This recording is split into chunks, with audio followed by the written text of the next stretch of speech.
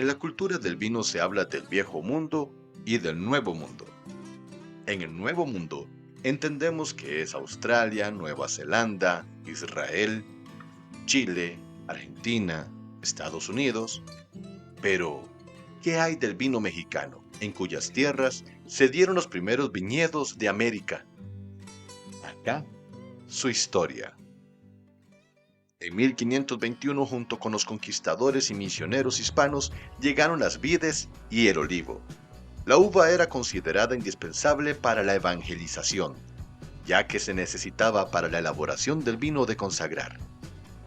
El 20 de marzo de 1524, Hernán Cortés firmó un decreto donde se ordenaba que todos los españoles con encomiendas debían plantar anualmente 1000 viñas españolas y autóctonas, por cada 100 indígenas a su servicio, para lograr una hibridación rápida en las nuevas tierras. Este movimiento se aceleró en el año de 1531 cuando el rey Carlos V de España ordenó que todo barco que zarpara hacia la Nueva España trajera consigo vides para plantar. Para el año de 1568, Fray Pedro de Espinadera y Francisco Cano exploraban la zona de Patos y el Valle del Pirineo, llamado posteriormente el Valle de Parras. La tradición empezó cuando conquistadores españoles salieron de Zacatecas a lo que hoy es Coahuila, en búsqueda de oro, y en medio del desierto no encontraron nada de oro, pero sí un verdadero oasis con manantiales de agua y una gran profusión de vides silvestres.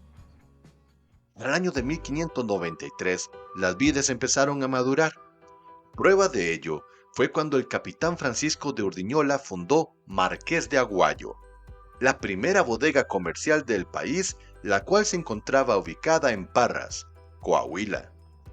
Un año más tarde, los jesuitas Jerónimo Ramírez, Francisco de Arista y Juan Agustín de Espinosa arribaban al Valle de Parras motivados por el descubrimiento de vides silvestres y manantiales.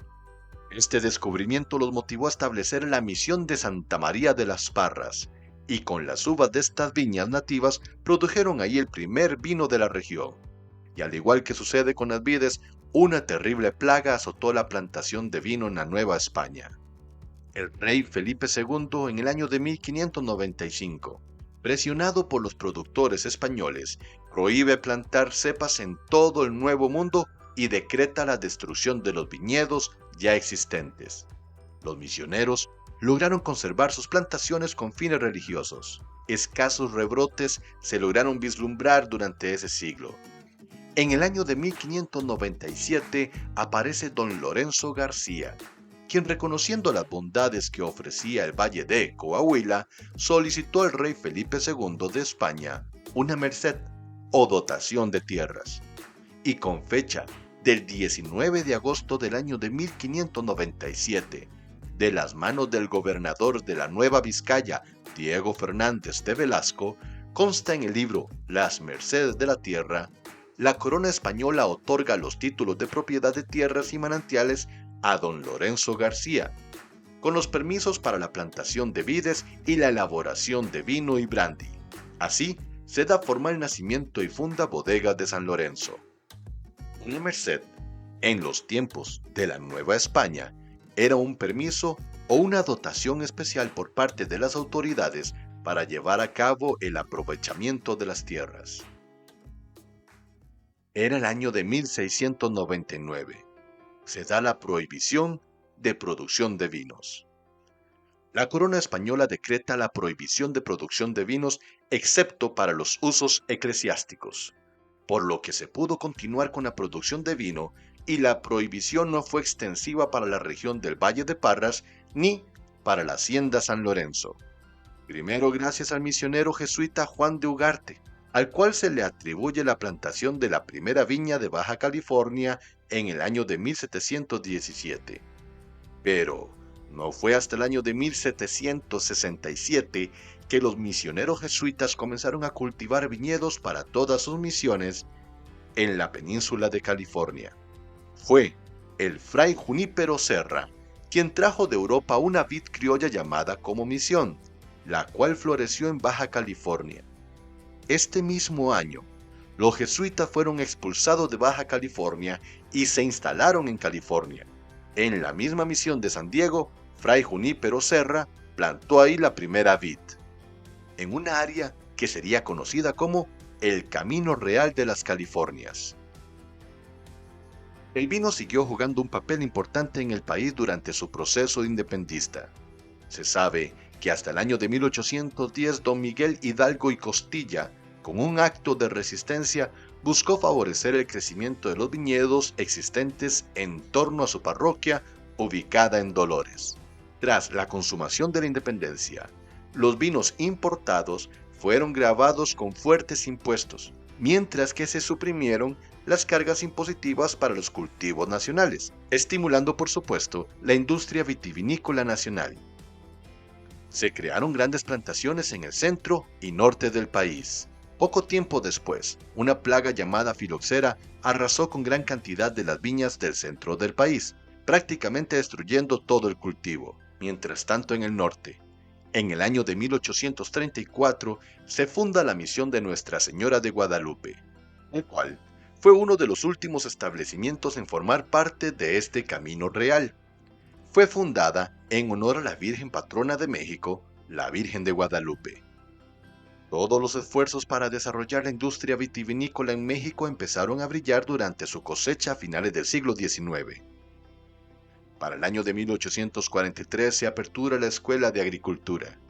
Para el año de 1870, en el poblado de San Luis de la Paz, en Guanajuato, se funda la primera bodega de San Luis Rey, siendo la primera casa vinícola aprobada por la Iglesia Católica para la elaboración de vino de consagrar en territorio mexicano. Este mismo año fue el año en el que Evaristo Madero Elizondo adquirió la hacienda y las bodegas de San Lorenzo, ubicadas en Parras, Coahuila. Don Evaristo, tío de don Francisco I. Madero, importó de Europa en 1884 las más diversas variedades de uva y compró madera de roble del bosque de Limosán, con las que armó cubas y barriles e introdujo nuevas técnicas en la elaboración de vinos. También en Parras se han establecido las bodegas del Delfín de Perote y del Vesubio, y cerca de Parras, en Gómez Palacio, se encuentra ubicada la compañía vitivinícola del Vergel, con plantíos en la frontera entre Coahuila y Durango. Era el año de 1888.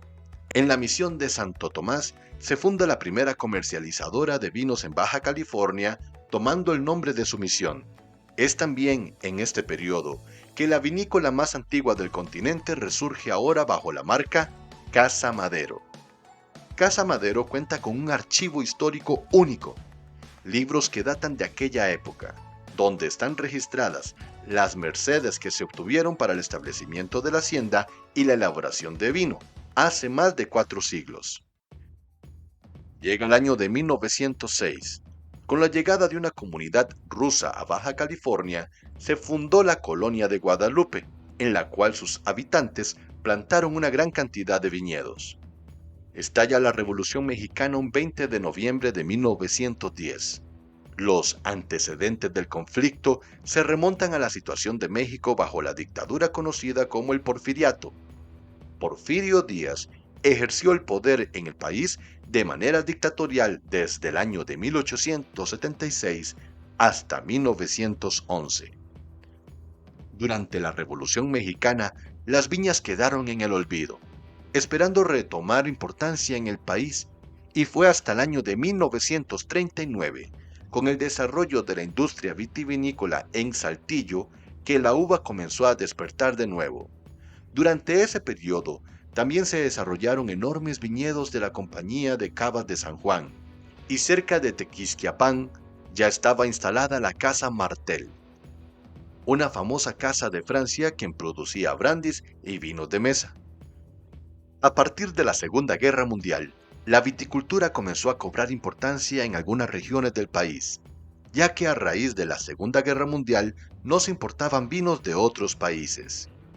El crecimiento fue tan importante que en el año de 1949 se funda el Consejo Mexicano Vitivinícola, con el fin de impulsar y apoyar la industria vitivinícola en México. En el año de 1973 se crea el Programa Nacional Vitivinícola y empieza el verdadero auge del vino mexicano. Se importan cepas europeas y se plantan viñedos nuevos en el territorio mexicano. Las bodegas renuevan su maquinaria y se contratan enólogos de prestigio.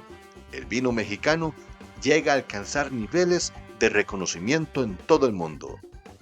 Esto atrae compañías relevantes como Freixenet en el año de 1979, una de las bodegas más grandes del mundo en la elaboración de cavas, que abrió sus puertas oficialmente en el año de 1988. Durante la década de los 80 la demanda de uvas para brandy y vino comienza a caer. El sector entra en crisis. Fue también a finales de esta década que comienza a llegar empresas internacionales y surgen proyectos por enólogos extranjeros quienes ven potencial en el campo mexicano. La crisis económica de 1994 fue devastadora para el sector. Varias bodegas tuvieron que cerrar y los campesinos, viendo desaparecer sus mayores consumidores, comenzaron a plantar diferentes cultivos, disminuyendo significativamente el número de hectáreas dedicadas a la vid. Para 1996 existían únicamente 7 bodegas elaborando vino. A partir del año 2000, la zona del Valle de Guadalupe empieza a florecer con diferentes vinícolas. Se incrementa el número de etiquetas de vino a nivel nacional y el promedio de consumo nacional se duplica. México comienza a destacar en competencias internacionales. Actualmente se produce vino en los estados de República de Aguascalientes, Baja California Sur, Chihuahua, Coahuila, Durango, Guanajuato, Hidalgo, Jalisco, Michoacán, Nayarit, Nuevo León, Puebla, Querétaro, San Luis Potosí, Sonora, Tamaulipas, Tlaxcala y Zacatecas. La mayor producción se da principalmente en el municipio de Ensenada, en los valles de Guadalupe, San Vicente, Ojos Negros y Santo Tomás. Esta zona privilegiada, por estar situada en la franja norte del vino y sus características climáticas, le convierte a Baja California como la capital mexicana del vino, concentrando el 80% de la producción nacional.